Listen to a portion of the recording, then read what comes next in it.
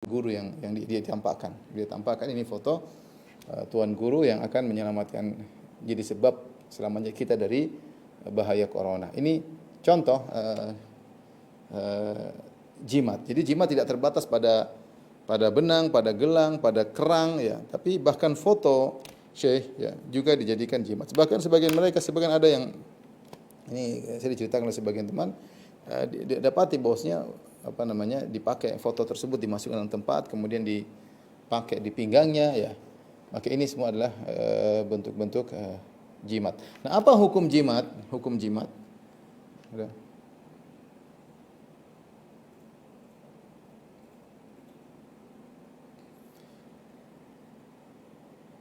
Hukum jimat ya.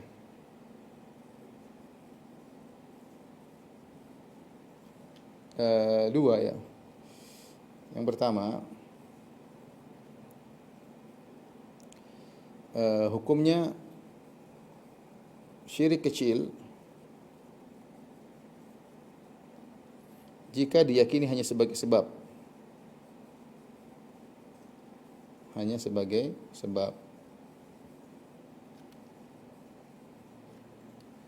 Dan menjadi hukumnya syirik akbar, syirik besar, jika diyakini jimat tersebut memang bisa ya, jimat tersebut dengan sendirinya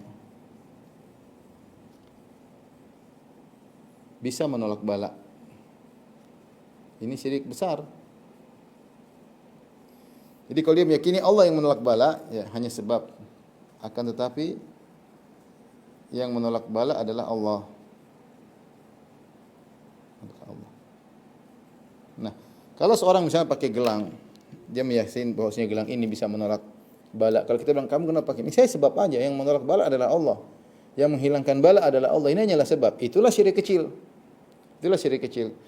Tapi kalau kau meyakini ini gelang memang bisa menolak bala dengan sendirinya, itu syirik akbar. Syirik akbar. Maka hukum jimat itu terperinci, bisa syirik asghar, bisa syirik akbar, bisa syirik akbar ya. Kenapa syirik kecil?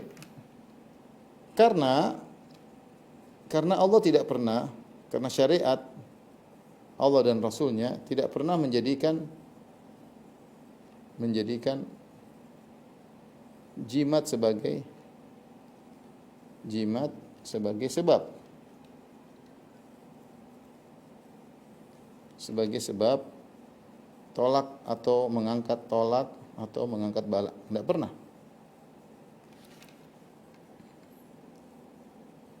Yang kedua, karena orang yang pakai jimat hatinya tergantung pada jimat tersebut. Tergantung pada jimat tersebut.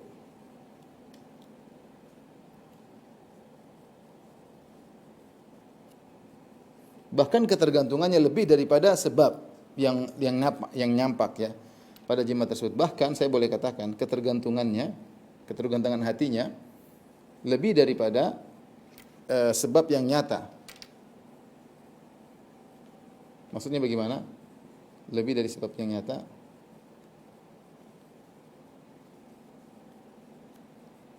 Maksudnya begini. Ada orang dia pakai jimat pelaris misalnya. Dia pakai jimat pelaris, kemudian dia jualan di pasar. Kita tahu di antara jual beli kalau mau untung ya dia dengan taruh barang di depan, menawarkan dengan memberikan bonus-bonus ya. Itu adalah sebab agar barang laris. Sebab, dan itu sebab yang syar'i. Ya, agar barang laris kemudian kita kasih bonus, kita kasih ini, indahkan barangnya. Tetapi ketergantungan keyakinan dia akan keberhasilan larisnya kepada jimat yang dia pakai di tangannya atau di pinggangnya lebih daripada sebab yang nyata tersebut. Nah, ini makanya sangat berbahaya ya. Makanya dalam hadis kata Rasulullah SAW, perhatikan Rasulullah SAW bersabda, "Man ta'allaqa syai'an wukila ilaihi." Siapa yang menggantungkan sesuatu, maksudnya jimat,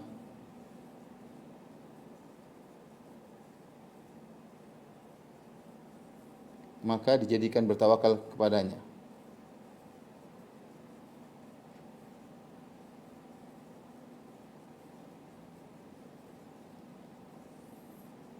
Maka seseorang kalau dia misalnya mau pergi dagang, kalau dia tidak bawa jimat pelarisnya, dia bisa pulang nggak jadi dagang. Oh ketinggalan, dia pulang ke rumah dulu ambil.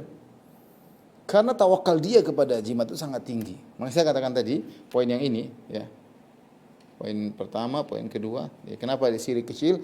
Kalau pertama dia menjadikan suatu yang bukan sebab sebagai sebab. Yang kedua ketergantungan hatinya kepada jimat tersebut lebih tinggi daripada ketergantungan dia terhadap sebab yang nampak. Ini kenyataan yang kita lihat. Ya, orang kalau sudah pakai jimat dia pedenya luar biasa. Kenapa dia pakai jimat? Dalam pelaris, dalam jimat untuk menjaga dirinya, jimat dia lebih pede sama jimatnya daripada keahlian dia untuk karate. Misalnya. Ini kenyataan. Kenyataannya. Oleh karenanya pantas jika kemudian jimat itu hukumnya adalah syirik, namun dia syirik asghar. Syirik asghar. Dia menjadi syirik akbar, sudah saya katakan tadi, menjadi syirik akbar jika dia meyakini jimat itu sendiri bisa menolak secara langsung, bukan hanya sekedar sebab. Jadi beda antara sebab dengan secara langsung. Kalau hanya sekedar sebab syirik kecil, kalau meyakini secara langsung maka dia merupakan syirik akbar.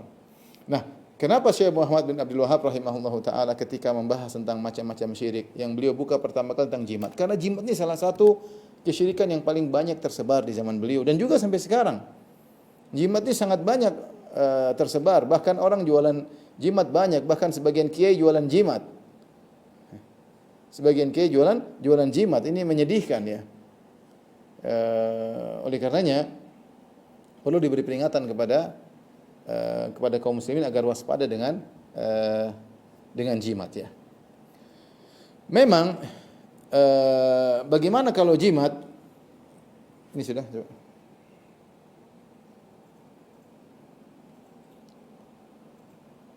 Memang para ulama khilaf ya. Jika jimat terbuat dari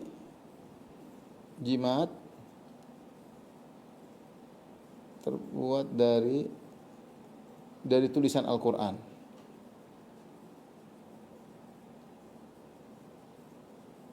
maka ini hukumnya khilaf. Ini khilaf di kalangan para ulama. Ada yang mengatakan, tidak ada yang mengatakan syirik, tapi ada yang mengatakan boleh. Di pendapat sebagian ulama, sebenarnya mengatakan haram ya. Dibenci, ada yang mengatakan makruh atau haram ya. Tapi tidak sampai derajat syirik. Ini pun perhatikan, jimat dari Al-Quran ini, tulisan Al-Quran ini, perhatikan khilaf itu jika murni tulisan Al-Quran.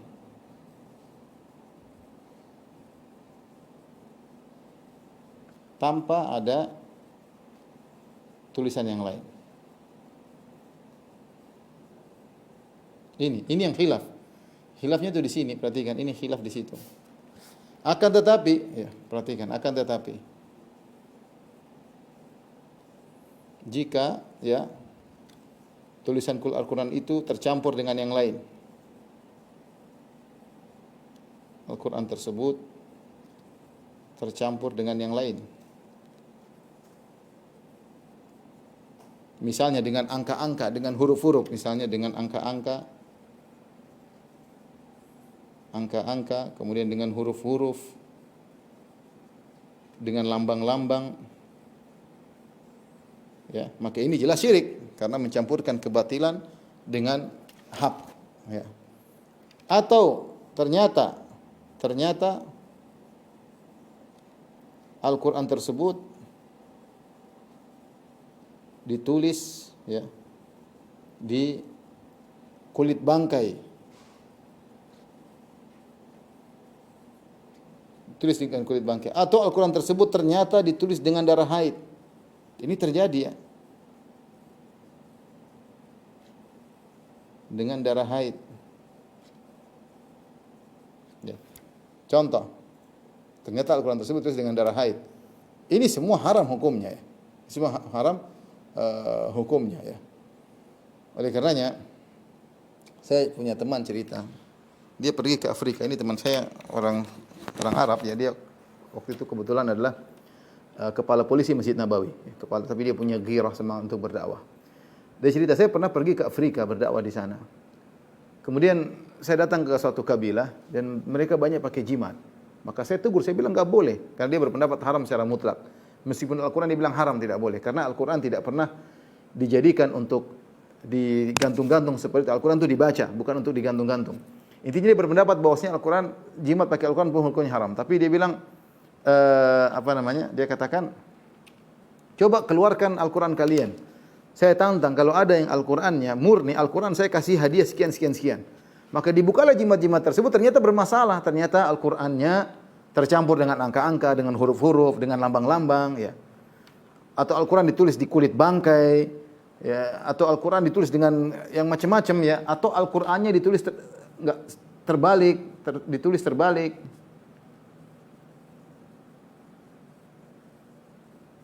Misalnya Al-Quran ditulis terbalik atau ditulis terpisah-pisah. Terpisah-pisah hurufnya, ya. Maka ini semua sepakat ulama haram. Sepakat ulama hukumnya haram. Kalau begini modelnya, sepakat haram. Ternyata setelah mereka buka jimat-jimat, teman saya cerita, semuanya ternyata tidak ada yang beres. Tidak ada tulisan kertas baru cuma Al-Quran doang, tidak ada. Rata-rata jimat yang digunakan oleh mereka dengan dalih ada Al-Qurannya ternyata tidak murni Al-Quran. Saya katakan kalau cuma Al-Quran maka memang ada khilaf di kalangan para ulama. Namun wallahu alam bisawab, saya lebih condong bahwasanya hukumnya haram. Paling tidak makruh, haram atau makruh. Ya. Ya. Yang lebih kuat adalah haram atau makruh. Kenapa? Ini yang lebih kuat. Lebih kuat. Kenapa? Karena para sahabat tidak pernah melakukannya. Tidak pernah melakukannya. Kemudian Al-Quran asalnya dibaca. Al-Quran untuk dibaca, bukan digantung. Bukan digantung. Ya, bukan digantung. Ini sekedar saya harus sampaikan bahwasanya memang benar kalau jimat yang dari Al-Quran memang ada khilaf. Tetapi sebaiknya ditinggalkan. Sebagaimana pendapat Ibnu Mas'ud, ya, radhiyallahu taala anhu, ya, nanti akan mungkin kita sebutkan, karena Al-Quran itu bukan untuk digantung tapi adalah untuk dibaca. Apalagi kemudian ternyata Al-Quran tersebut terkadang dipakai di tempat-tempat yang diikat di pinggang, terkadang dijatuh ke ketiak. Terus kan agak gimana gitu terhadap ayat tersebut, agak riskan, ya. Agak riskan, ya, karena lokasinya mungkin tidak mengenakan atau diletakkan di tempat-tempat yang mungkin tidak layak untuk Al-Quran, ya. Apalagi dipakai anak kecil yang kemudian kan ingusan, kadang terkena najis dan macam-macam. Maka ini sebaiknya dijauhi. Lagi pula kalau seorang pakai jimat, ya, nanti orang-orang yang pakai jimat model syirik, itu saja ustadz juga pakai jimat, kiai juga pakai jimat, ya. Gimana dia bedakan jimat Quran atau enggak, ya? Oleh karenanya yang benar jimat apapun dibuat meskipun dalam Al-Quran hendaknya dihindari. Adapun kalau selain dari Al-Quran murni maka itu syirik. Atau Al-Quran yang mulia tadi kita sebutkan tadi, Al-Qurannya dicampur-campur dengan tulisan yang lain, atau Al-Qurannya dengan bangkai, dengan darah haid, atau hurufnya dipisah-pisah, atau ditulis secara terbalik, maka ini semua adalah syirik dan bentuk penghinaan terhadap Al-Quran. Ya, sepakat haram, ya, karena merupakan bentuk perendahan terhadap Al-Quran.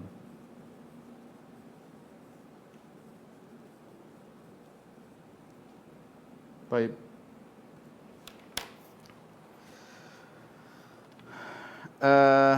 Inilah mungkin mukadimah tentang hukum jimat, ya, yang memang sangat tersebar di tanah air kita, ya. Jimat dipakai oleh berbagai macam orang, ya. Dipakai di mobil, dipasang di rumah, dipasang di anak-anak, dipasang di toko, ya. Dengan keyakinan, pokoknya jimat itu sesuatu yang digantung dengan keyakinan untuk menolak bala supaya tidak datang atau mengangkat bala yang sudah menimpa. Semua yang dipasang digantung tujuannya salah satu dari dua ini, menolak bala supaya tidak datang atau mengangkat bala yang sudah terlanjur kena, maka ini adalah jimat dan ini hukumnya adalah syirik. Rasulullah SAW mengatakan inna ruqa wa tamaim wa tiwalatu syirkun. Sungguhnya jampi-jampi, jimat-jimat dan pelet adalah syirik. Baik, kita akan sebutkan dalil-dalil yang disebutkan oleh Syekh Abdul Wahab rahimahullah tentang haramnya jimat, ya. Dalil-dalil haramnya jimat.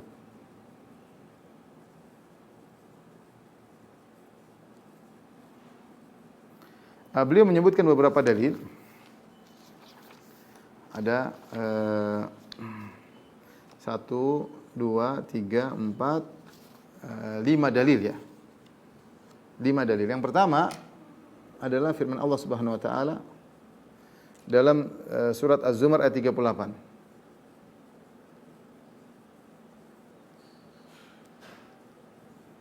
Allah Subhanahu wa taala berfirman dalam ayat ini, "Wala in sa'altahum man khalaqas samawati wal arda la yaqulunna Allah." Kalau engkau bertanya kepada mereka, siapakah yang menciptakan langit dan bumi, mereka akan berkata adalah Allah Subhanahu wa taala. Ya. Qul afara'aitum ma tad'una min dunillah. Jadi kalau kau tanya kepada mereka orang musyrikin, ya, siapa yang menciptakan langit dan bumi, mereka akan jawab adalah Allah Subhanahu wa taala. Qul afara'aitum ma tad'una min dunillahi in aradani Allahu bidhurrin hal hunna kashifatu dhurrih. Maka katakanlah kepada mereka. Kabarkanlah kepadaku wahai para penyembah berhala. Ya.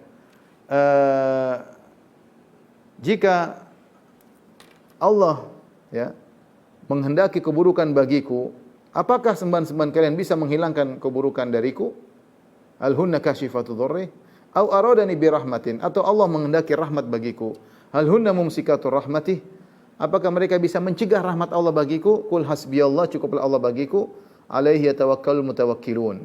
Ya, alaihi tawakkalul mutawakkilun. Hendaknya kepada Allah lah kalian bertawakal. Ini jelas haramnya jimat. Perhatikan di sini. Orang-orang musyrikin ketika ditanya di awal ayat, "Wala in sa'altahum man khalaqas samawati wal ard." Kalau ditanya kepada mereka siapakah yang menciptakan langit dan bumi, mereka akan jawab, "La yaquluna Allah." Yang jawab mereka jawab Allah. Terus kalau begitu, ngapain kalian menyembah berhala-berhala? Kalau kalian mengakui yang menciptakan langit dan bumi adalah Allah, terus ngapain, seakan-akan Nabi mengatakan, kalau kalian mengakui yang menciptakan langit dan bumi adalah Allah, ngapain kalian menyembah berhala? Qul afara'aitum ma tad'una min dunillah. Katakanlah yang kalian sembah selain Allah itu. Kalau Allah ingin aku keburukan, apakah mereka bisa mencegah? Kalau Allah ingin aku kebaikan, apakah mereka bisa menahan kebaikan tersebut? Kalau Allah bikin aku kemudaratan, apakah mereka bisa mengangkat kemudaratan tersebut? Tidak ada yang bisa. Kalau begitu, hasbiyallah, cukuplah Allah untukku. Alaihi yatawakkalul mutawakkilun, dan hendaknya bertawakal kepada Allah Subhanahu wa taala. Dan jimat bertentangan dengan tawakal. Ayat ini terkait dengan syirik akbar.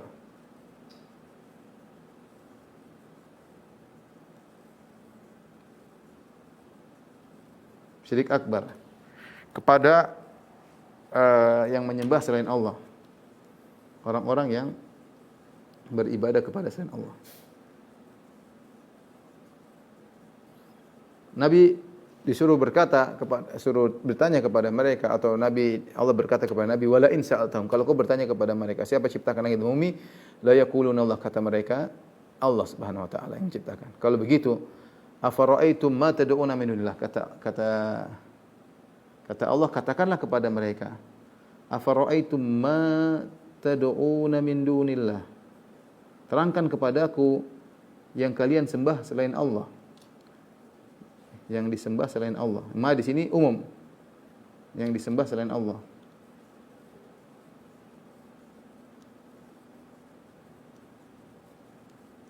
Umum ya. Bisa yang disembah adalah nabi, bisa jadi nabi yang disembah, atau orang soleh, atau malaikat, atau jin, atau batu, pohon, arwah-arwah dan lain-lain ya. Karena memang di zaman Nabi SAW ada yang menyembah Nabi Isa misalnya, ada yang menyembah Nabi Uzair orang Yahudi, Nabi Isa orang Nasara, ada yang menyembah orang saleh seperti Lata. Lata adalah berhala orang soleh ya. Demikian juga kaum Nabi Nuh sebelumnya yang menyembah Wat, Suwa, Yaguth, Ya'uq, Nasr adalah orang soleh. Ada yang menyembah malaikat. Dalam Al-Quran Allah mengatakan, "Qul malaikat ahaula'i yakum kanu ya'budun." Ya. Ketika Allah bertanya kepada para malaikat, apakah mereka dahulu menyembah kalian? Artinya mereka menyembah malaikat. Apalagi mereka mengatakan malaikat adalah putri-putri Allah.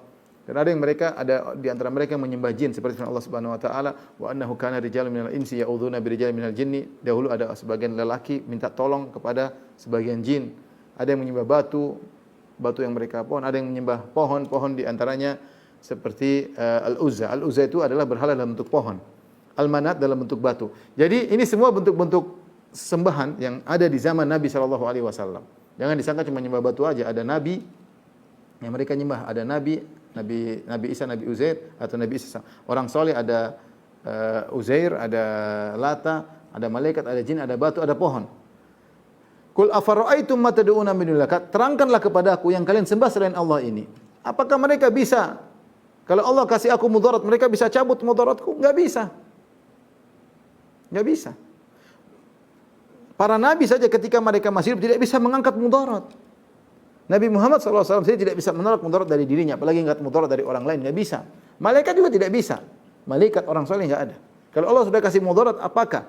Qul afara'aitum ma tad'una min dunillah in aradani Allahu bidurrin hal hunna kashifatu dhurri. Kalau Allah ingin kasih aku mudarat, apakah mereka bisa mengangkat mudarat tersebut? Enggak bisa. Atau sebaliknya, au aradani birahmah. Allah menghendaki rahmat bagiku, hal hunna mumsikatu rahmati, mereka bisa cegah kasih sayang Allah kepada aku, rahmat Allah enggak bisa. Kalau gitu aku qul hasbi Allah. Ya. Sisi pendalilannya perhatikan. Sisi pendalilan. Ini ayat tentang syirik akbar, tapi meskipun tentang syirik akbar, tapi dia cocok dengan syirik asghar juga. Sisi pendalilan, jika sesembahan-sembahan tersebut tidak bisa mengangkat bala atau mengangkat atau menolak bala, apalagi benda-benda mati. Benda-benda mati seperti jimat-jimat, gelang, tali, foto. Gimana lagi mengangkat bala? Nabi aja disembah enggak bisa angkat bala.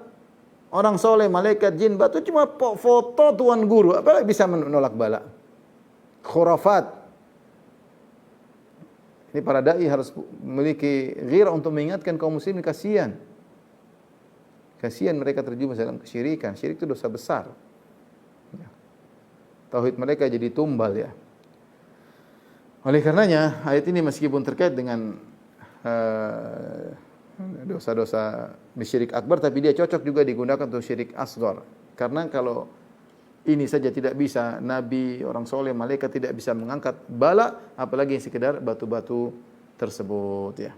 Makanya di akhir ayat kata Allah Subhanahu wa taala, "Qul hasbiyallah," katakanlah wahai Muhammad, hasbiyallah, cukuplah Allah bagiku. Cukuplah aku bertawakal kepada Allah. Tidak perlu aku dengan sembahan-sembahan selain Allah. Alaihi yatawakkalul mutawakkilun, dan hanya kepada Allah orang-orang yang bertawakal. Tapi ini dalil yang pertama. Dalil yang kedua,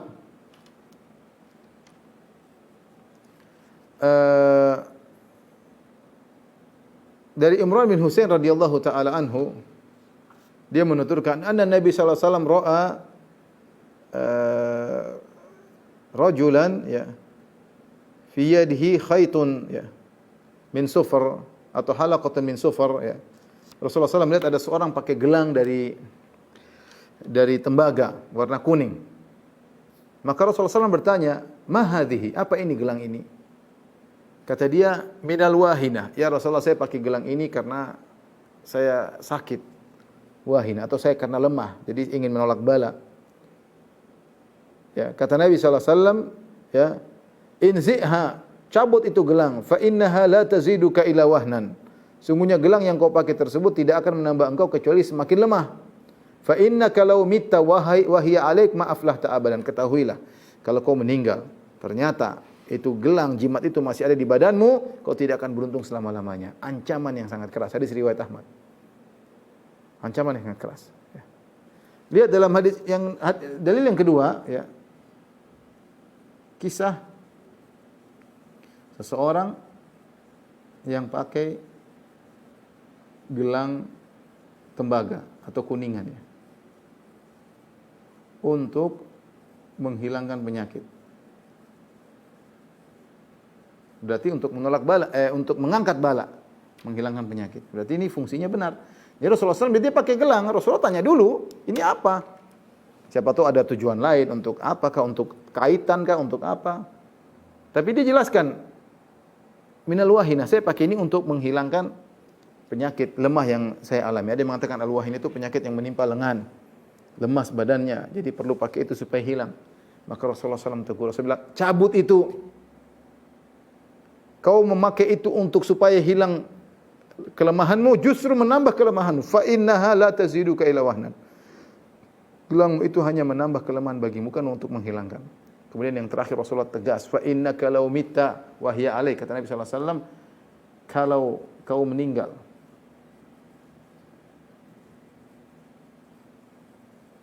wa hiya alaik, dan jimat itu ada di tanganmu, ada padamu, kau tidak akan beruntung selamanya. Maaflah tak abada. Ancaman yang sangat tegas. Nabi mengatakan kau tidak akan beruntung selamanya. Ya. Ini ancaman. Hati-hati, ada orang pakai jimat, punya keyakinan terhadap meninggal dalam kondisi pakai jimat, maaflah abadan, dia tidak akan beruntung selama-lamanya. Mengerikan. Oleh karenanya sikap Nabi ini menunjukkan bahwasanya jimat adalah dosa besar. Bahkan Rasul mengatakan kalau kau meninggal dalam kondisi pakai jimat, kau tidak akan beruntung selama-lamanya. Sementara banyak saudara-saudara kita yang meninggal dalam kondisi demikian, pakai jimat, percaya sama jimat, punya ilmu-ilmu sihir, punya ilmu-ilmu kanuragan, punya, subhanallah ya. Harus ini para ustadz, para kiai harus mengingatkan hal tersebut, ya. Masih menggunakan jin-jin dan yang lainnya. Ya. Dan ini adalah sikap tegas dari Nabi SAW tentang haramnya jimat. Baik, kita lanjutkan. Dalil yang ketiga.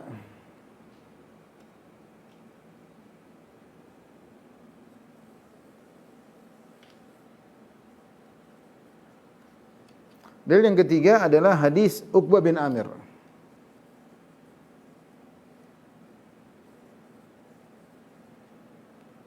Uqbah bin Amir. Rasulullah SAW pernah bersabda, "Man ta'allaqa tamimatan fala atamallahu lahu." Kata Nabi SAW, perhatikan. Man ta'allaqa tamimatan fala atammahullah lahu.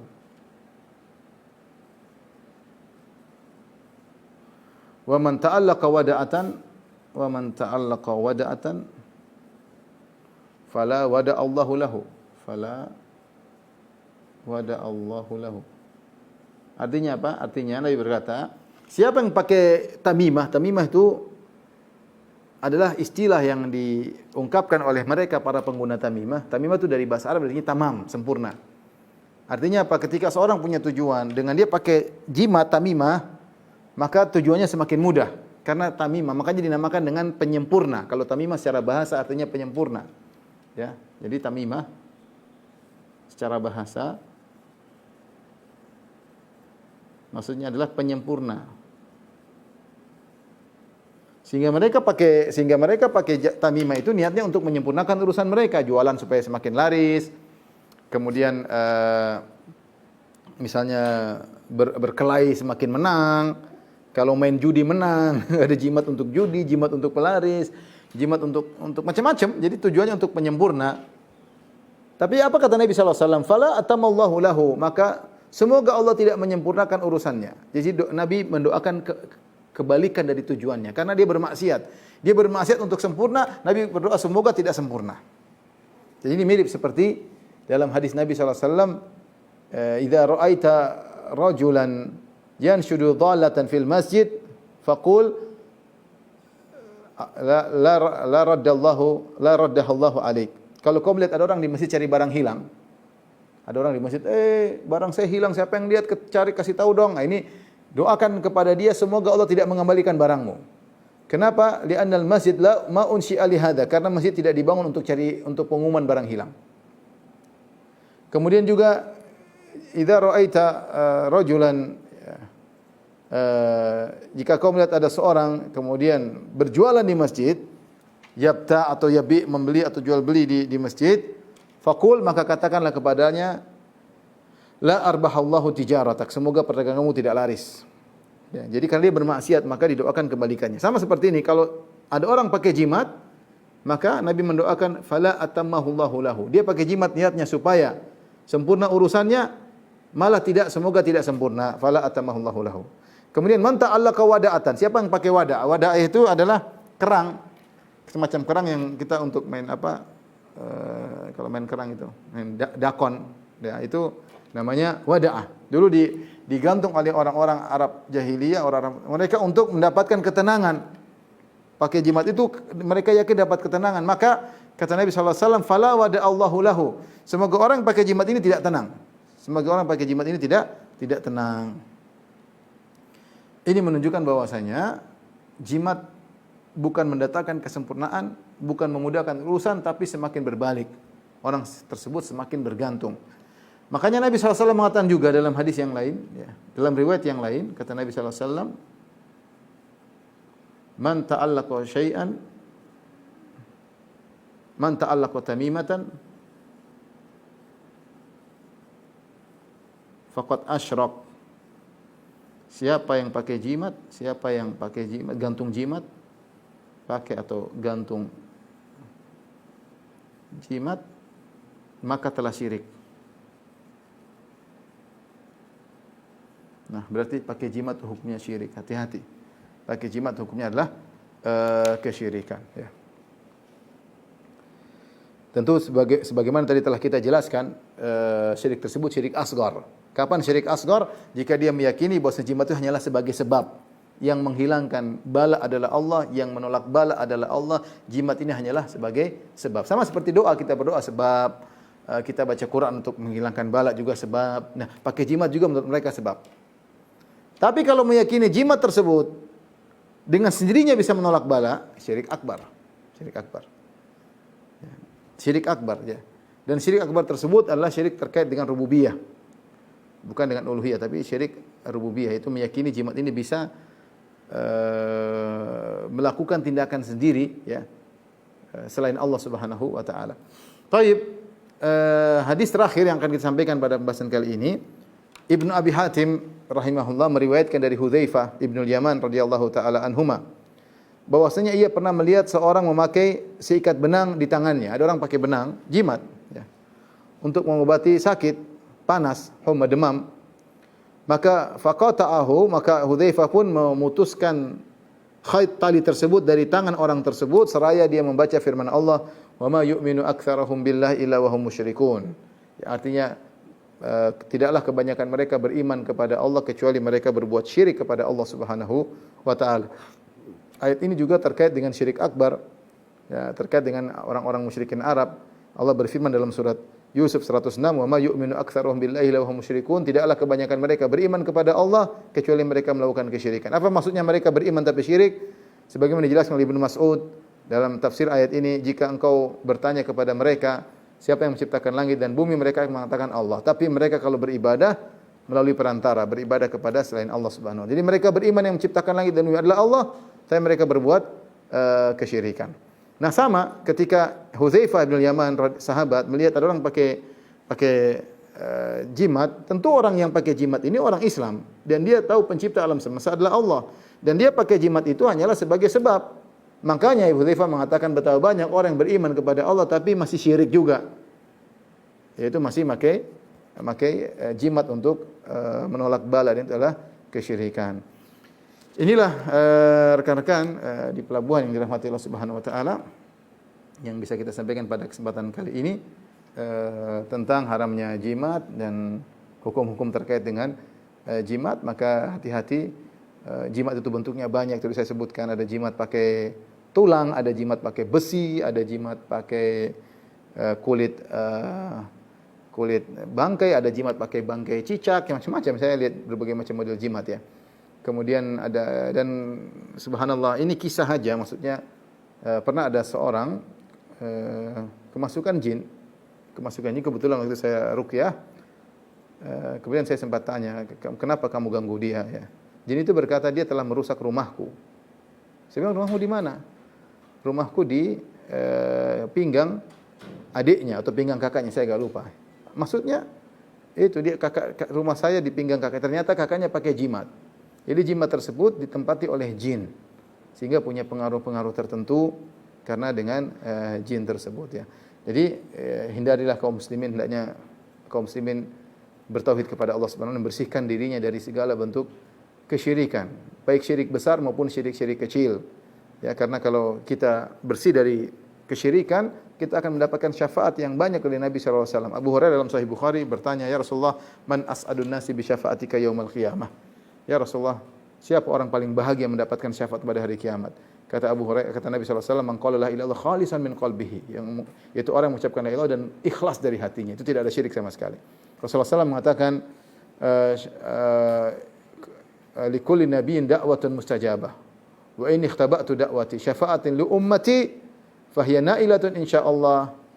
Man mata min ummati la yusyriku billahi syai'a." Sungguhnya aku punya doa yang pasti dikabulkan dan aku simpan nanti pada hari kiamat sebagai syafaat bagi umatku. Dan syafaatku ini akan mengenai setiap umatku yang meninggal dan tidak berbuat syirik sama sekali. Syirik besar maupun syirik kecil. Jadi tugas kita bukan hanya melarang orang syirik akbar. Tugas kita juga menyampaikan pada masyarakat, memberi pengarahan kepada mereka tentang syirik asghar. Di antaranya yang paling banyak tersebar di tanah air kita adalah jimat-jimat. Allahul musta'an. Demikian saja. Mungkin ada yang bertanya, saya persilahkan.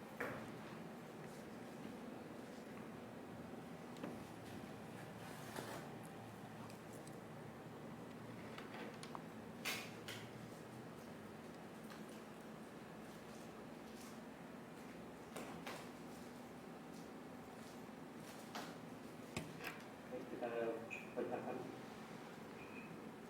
Ada mungkin kita lanjut ke yang pertanyaan langsung kepada Bukti Sarah mungkin.